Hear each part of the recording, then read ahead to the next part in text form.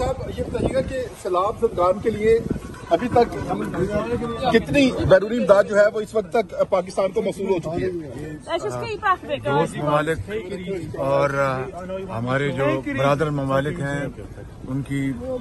पूरा ताउन जारी है और उनके जहाज, हवाई जहाज, बहरी अपना ट्रेन आ रही हैं, बहरी जहाज में भी सामान आ रहा है और पाकिस्तान के अवाम भी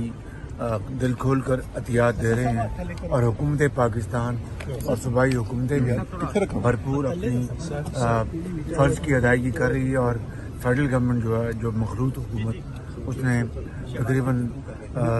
70 अरब रुपए हर ख़ानदान के लिए 25,000 रुपया जो सैलाब में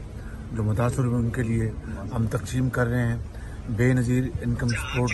प्रोग्राम के जरिए। और इसी तरीके से हम इंशाअल्लाह जो बाकी पानी, खुराक, तंबू और ये फेडरल गवर्नमेंट भी NDMA के जरिए और सूबाई हुकूमतें भी